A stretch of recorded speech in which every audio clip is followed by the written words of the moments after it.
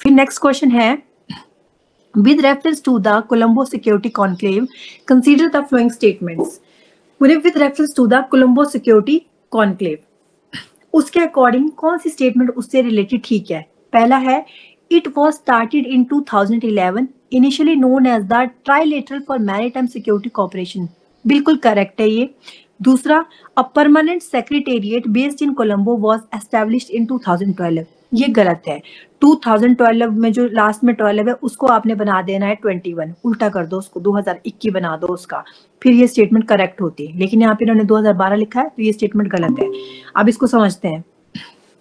Colombo security conclave welcomes Bangladesh as 5th member. क्यों news में था ये इसलिए न्यूज में था क्योंकि जो आपका कोलंबो सिक्योरिटी कॉन्क्लेव है उसमें अभी 5वां मेंबर ऐड हुआ है। वो कौन है? बांग्लादेश। और बांग्लादेश की कैपिटल कहाँ पे है? ढाका में। ये आपने याद रखना है। तो आपको एक तो ये पता लग गया कि जो आपका कोलंबो सिक्योरिटी कॉन्क्लेव है इसके अंदर कितनी कंट्रीज है? आपकी 5। Bangladesh was officially welcomed as the 5th member state of the Colombo Security Conclave. India, Mauritius, Maldives and Sri Lanka. देखो कोई भी ऐसी ऑर्गेनाइजेशन है जिसका पार्ट भारत है ना, वो अपने आप में बहुत ज्यादा क्या हो जाता है? इंपॉर्टेंट हो जाता है। तो वो आपने रखना है याद। अब आपको बोल रहे हैं कि जो इंडिया है, मॉरिशस है और मालदीव्स है और श्रीलंका है, इन्होंने वेलकम कर दिया है बांग्लादेश को अपने ग्रुपिंग में, जो कि 8th deputy national security adviser बन चुका है। आपका जो लेवल की जो मीटिंग हुई जिसको मॉरिशस ने होस्ट किया तो उसमें अभी ये ऐड हो गया है। Seychelles participated as an observer state at the meeting. ये मैंने आपको पहले भी बताया था, कुछ होते हैं परमानेंट मेंबर और कुछ होते हैं आपके ऑब्जर्वर स्टेट। जो ऑब्जर्वर स्टेट होते हैं वो क्या मतलब कि अगर कोई भी इनकी एक्टिविटी हो रही है वहां पे वो पार्टिसिपेट करेंगे और देखेंगे क्या हो रहा है क्या नहीं हो रहा है, लेकिन वो अपनी कोई स्टेटमेंट नहीं दे सकते, वहां पे कोई कुछ वैसे नहीं कर सकते हैं। तो सेशल अभी क्या है? ऑब्जर्वर स्टेट है। Member state agreed that the 7th national security advisers NSA level meeting. National security adviser तो आपको पता होना चाहिए कि हमारे इंडिया के नेशनल सिक्योरिटी एडवाइजर कौन है? अजीत डोवाल जी हैं, बहुत इंपॉर्टेंट पर्सनैलिटी है। तो बोल रहे हैं जो मेंबर स्टेट हैं they agreed that the 7th national security advisers level meeting of the CSC will be held in India later this year. ठीक है, जो NSA लेवल की जो मीटिंग होगी CSC की वो होने जा रही है भारत में, है ना, भारत में हुई वो। बोलते कोलंबो सिक्योरिटी कॉन्क्लेव, जो CSC इनिशियली इसको जाना जाता था trilateral for maritime security corporation के नाम से, जो कि स्टार्ट हुआ था with India, Maldives and Sri Lanka के साथ 2011 में। तो इसी तरीके से आपकी पहली स्टेटमेंट क्या हुई? आपकी correct.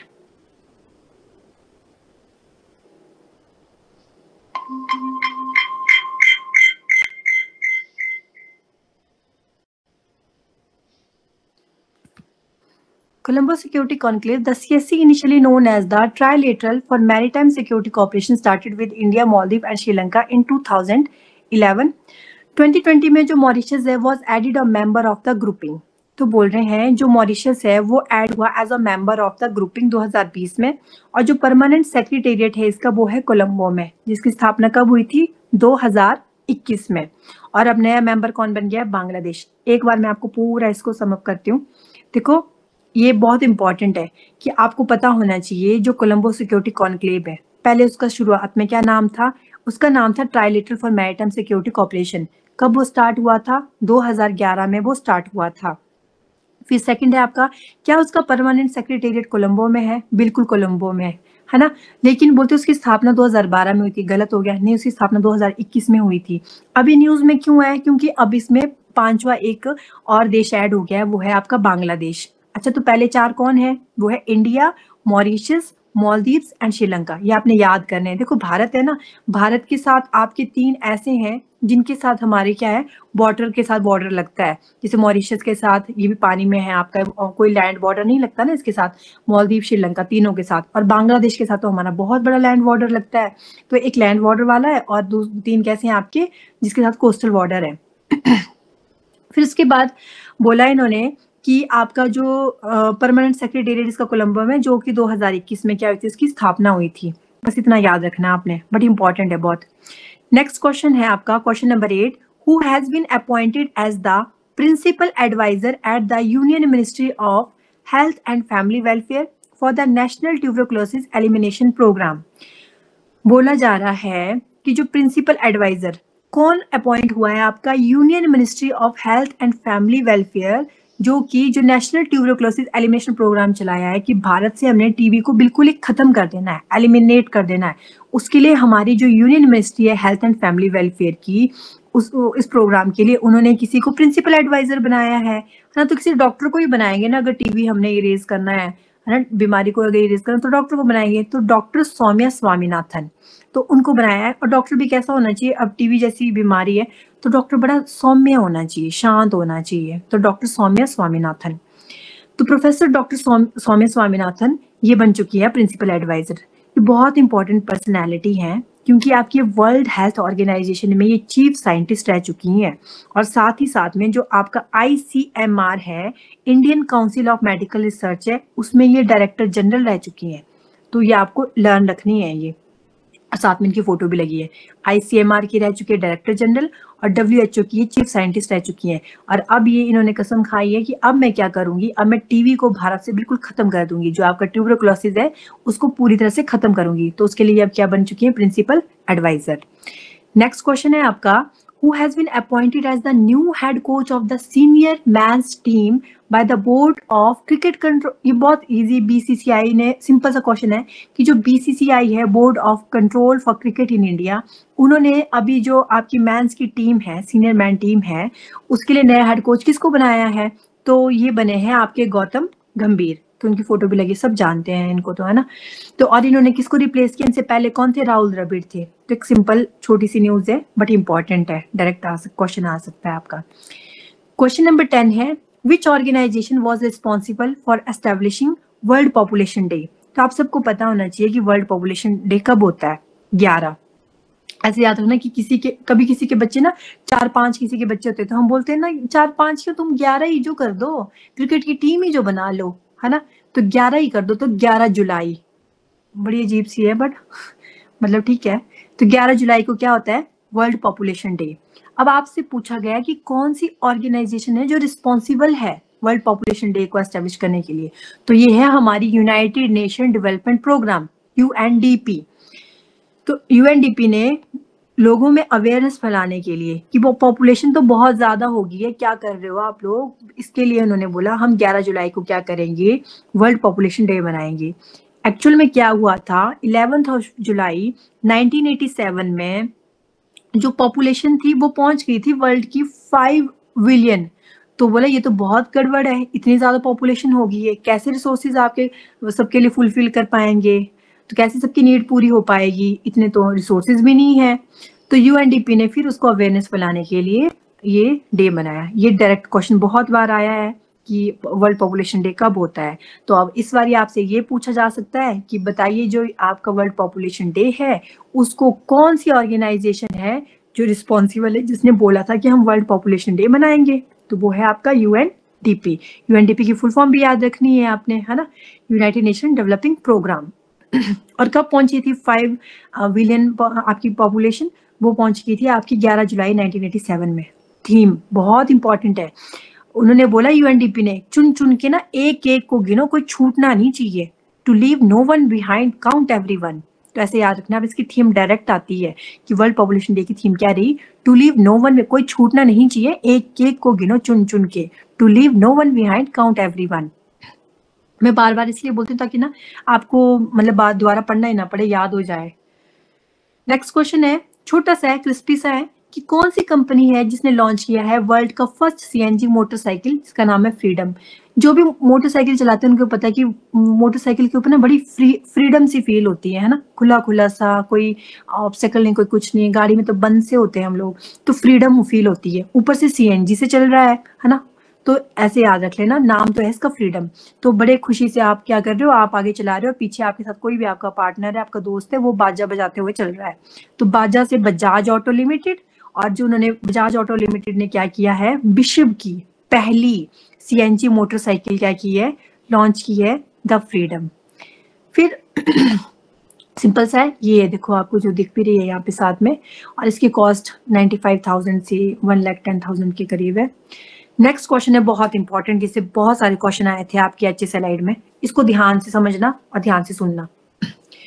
Which of the following is true about the Jagannath temple? It is also known as Black Pagoda. तो इसे ब्लैक पैगोडा नहीं बोलते हैं, हम सब जानते हैं ब्लैक पैगोडा किसको बोलते हैं, आपके कोणार्क टेम्पल को, जो कि कहाँ पे आपके, ये भी आपके ओडिशा के ही अंदर है। It is a part of the चार धाम पिलग्रिमेज। अगर हम इतना ही पढ़े ना तो स्टेटमेंट बिल्कुल करेक्ट है, लेकिन आगे इन्होंने क्या लिख दिया है, इंक्लूडिंग केदारनाथ, हरिद्वार एंड रामेश्वरम। अच्छा, हमें तो पता है कि चार धाम कौन कौन होती हैं, चार धाम में तो केदारनाथ आता ही नहीं है, केदारनाथ की जगह होना चाहिए था यहाँ पे बद्रीनाथ। हरिद्वार बिल्कुल ठीक है, रामेश्वरम बिल्कुल ठीक है, और चौथा जो बच गया वो है आपका पुरी जगन्नाथ, है ना। तो इसलिए ये स्टेटमेंट गलत होगी सिर्फ केदारनाथ की वजह से। ऊपर अगर इन्होंने ब्लैक पैगोडा की जगह व्हाइट पैगोडा लिखा होता है ना तो स्टेटमेंट करेक्ट हो जाती है, क्योंकि इसको व्हाइट पैगोडा बोलते हैं due to its white walls, लेकिन ब्लैक पैगोडा नहीं बोलते हैं। अगली स्टेटमेंट क्या है, the temple is a splendid example of Kalinga architecture. बिल्कुल ठीक स्टेटमेंट है, इसको कलिंग आर्किटेक्चर में बनाया गया है, ये बिल्कुल सही है। अगला, the temple was built in the 9th century CE by king Rajendra Chola. ये स्टेटमेंट सरासर गलत है, 9th century में इसको नहीं बनाया गया है, इसे बनाया गया है 12th century में। दूसरा इसको बनाने वाले राजा राजेंद्र चोला नहीं है, ठीक है, ये भी बिल्कुल गलत है। जो जिन्होंने बनाया था उनकी अब भगवान का बना रहे हैं तो वो अनंत होंगे, तो अनंत वर्मन ने बनाया था, आगे हम पढ़ेंगे। The temple is a splendid example of Kalinga architecture. ये दिख रही है आपको रथ यात्रा, देखो ये आपको पता है वर्ल्ड में बहुत बड़ी एक रथ यात्रा निकलती है, वर्ल्ड फेमस रथ यात्रा है ये पूरी की। अब इसको देखेंगे हम, इनके जो रथ है ना इनको भी आप ध्यान से देखो, इनके कॉम्बिनेशन देखो, red yellow, red black, red green. तो ये जो रेड येलो है ना इसके अंदर है हमारे जगन्नाथ जी, और जो ये रेड और ब्लैक आपको दिख रहा है, मैं आपको वैसे तो दिख ही रहा है आपको डायरेक्ट ऐसे, ये जो रेड और येलो दिख रहा है आपको इसमें भगवान जगन्नाथ जी हैं, और जो ये दूसरा दिख रहा है आपको यहाँ पे ये वाला रेड और ब्लैक का कॉम्बिनेशन, ये इसमें माता बैठी हैं, और जो सुभद्रा जी और यहाँ पे हैं भगवान बलभद्र, जिनको हम बलराम जी के नाम से भी जानते हैं, ठीक है। फिर अब बोल रहे हैं the Jagannath Rath Yatra is a yearly Hindu festival है that commemorates the pilgrimage of Lord Jagannath, the elder brother Lord Balabhadra and sister Devi Subhadra as they embark on a 9-day annual sojourn to his birthplace. एक क्वेश्चन आपका और बन गया कि बताइए कितने दिन की यात्रा होती है, 9 दिन की होती है ये, ठीक है, 9 दिन की होती है ये। लेकिन अभी एक इंटरेस्टिंग वो आएगा यहाँ पे आपका फैक्ट, यहाँ लिखा है को 9 डे। अब आपने ध्यान रखना है, ये बोल रहे हैं the yatra is going to be 2-day affair after 53 years, मतलब कि अभी 53 ईयर्स के बाद क्या हो रहा है, ये यात्रा 2 दिन की हुई है। इस बारी जब ये हुई तो ये कितने दिन की हुई है, 2 दिन की, और ऐसे नक्षत्र जुड़े हैं आपके 53 ईयर्स के बाद। डायरेक्ट क्वेश्चन ये आपका। फिर कुछ ऐसी सेलेस्टियल अरेंजमेंट हुई कि आपका ये बन गया 2-day का इवेंट। और इससे पहले कब हुआ था, 1971 में। जिस साल क्या हुआ था 1971 में, इंडो पाक वॉर हुआ था, है ना, बांग्लादेश क्या हुआ था, आजाद हुआ था। The Rath Yatra takes place on the 2nd day of the Odia month of Ashadha Shukla Tithi bright fortnight every year to commemorate this journey. Puri जो रथ यात्रा है ये 2nd day ऑफ द, जो ओडिया मंथ होता है, उड़ीसा में मनाया जाता है ना इसको, तो ओडिया मंथ जो भी आएगा उनका, उसकी जो आषाढ़ महीना शुक्ल तिथि जो आएगी उस दिन क्या करते हैं इसको, उसका जो 2nd day होता है तब से ये स्टार्ट हो जाती है रथ यात्रा। फिर इन जो आइडल्स हैं आपकी, इनको लेके जाया जाता है गुंडीचा टेम्पल में, ठीक है। फिर वहां पे तब तक रहेंगे जब तक बहुधा यात्रा शुरू नहीं होगी। बहुधा यात्रा मतलब वापसी की यात्रा। The wheels of the chariots of Jagannath Rath यात्रा आर मेड फ्रॉम फांसी ट्री लॉग। डायरेक्ट क्वेश्चन ये भी आया था कि आपके जो जगन्नाथ रथ यात्रा में जो उनके रथ होते हैं, उनकी जो व्हील्स होते हैं वो किस चीज के बनाए जाते हैं, वो एक पेड़ होता है फांसी, तो फांसी ट्री के लॉग के बनाए जाते हैं वो। फिर अब ये मंदिर कब बना था, 12th century में बना था, जब जगन्नाथ टेम्पल जो आपका बिल्ट हुआ था, किसके द्वारा बनाया गया था ये मंदिर, ये बनाया गया था राजा अनंत वर्मन चोड़ा गंगा देव। देखो याद कैसे करना है आपका, यहाँ पे एक कल्चर का क्वेश्चन बन गया, ये डायरेक्ट आपसे एक कल्चर का क्वेश्चन भी इंक्लूड हो गया। देखो कल्चर का क्वेश्चन, हिस्ट्री का क्वेश्चन, पॉलिटी, जियोग्राफी, सब आपके करंट अफेयर से बनते हैं, इसलिए आपकी न्यूज ना बड़ी होती है। तो इसलिए आपने डरना नहीं है कि आप सिर्फ करंट अफेयर नहीं पढ़ रहे हो, आप सब कुछ पढ़ रहे हो। मतलब पूरा जीएस पार्ट पढ़ रहे हो आप इस टाइम, एक्सेप्ट एचपी को छोड़ के, एचपी आपके अलग से लग जाती है, बाकी पॉलिटी, हिस्ट्री, ज्योग्राफी, कल्चर सब आपका ऐड हो रहा है क्योंकि वो करंट अफेयर से ही होता है। तो आपको बोला गया है कि जगन्नाथ टेम्पल बताइए, अभी न्यूज में था। अच्छा, किसको पूछ लिया कि बताओ कौन सी सेंचुरी में बना था, तो 12th सेंचुरी। किसने बनाया था? भगवान जगन्नाथ की लीला कैसी है? अनंत है ना। जगन्नाथ जी की लीला तो अनंत ही है, आप सब जानते हैं। और उनके साथ माँ गंगा ना हो, ऐसा हो सकता है? नहीं। तो अनंत से अनंत वर्मन चौड़ा गंगा देव, देव है तो देवता की बना रहे हैं तो बनाने वाला भी देव ही होगा।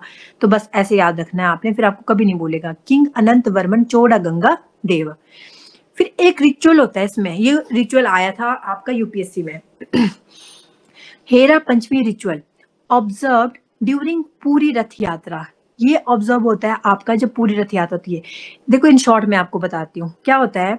अब जगन्नाथ जी चले गए यात्रा पे, पीछे से माँ लक्ष्मी वेट करती रहती है कि अब आएंगे अब आएंगे, आ ही नहीं रहे हैं, हद ही कर दी है। तो वो 5वें दिन क्या करती है, चली जाती है ढूंढने, गुस्सा आता है उनको बहुत। वो गुस्से में क्या करती है, जो भी उनके जो रथ उठाने वाले होते हैं उनको बोलते हैं, जैसे उनको दिखता है बोलते तोड़ो। वो क्या करते हैं, जो जगन्नाथ जी के रथ होते हैं उनके पहियों को तोड़ते हैं। फिर बाद में उनको बड़ा रियलाइज होता है कि मैंने तो बड़ा गलत कर दिया। फिर वो चुपचाप से क्या करती है, वहां से चली जाती हैं।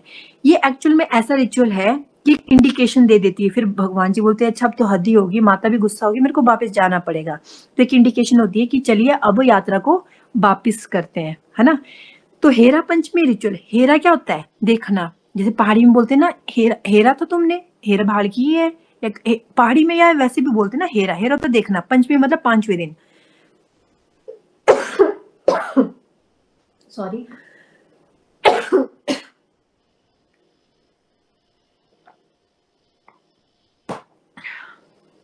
तो Hera Panchami ritual an integral part of the Rath Yatra in Puri is a captivating tradition where goddess Lakshmi expresses her anger towards Lord Jagannath by damaging his chariot Nandi Ghosh. Direct question आया था ये आपका भी अभी कि बताओगी जो भगवान जगन्नाथ है ना, उनका जो रथ है उसका क्या नाम है, तो नंदी घोष है। तो बोलती है वो नंदी घोष जो रथ है ये मेरे भगवान जी का है, इनको तोड़ो। वो तोड़ने जाते हैं उनके रथ को। तो ये हर साल के जब ये रथ यात्रा निकलती है तो उसका जो 5वां डे होता है उस दिन ये ऑब्जर्व किया जाता है। This ritual is marked by a grand procession, बड़ी धूम धमाके के साथ होता है। Hera means to search and look for and Panchami means 5th। आप ना 1 सेकंड के लिए वेट करो, कोई वेल बजा रहा है बार बार, सॉरी फॉर इंटरप्शन।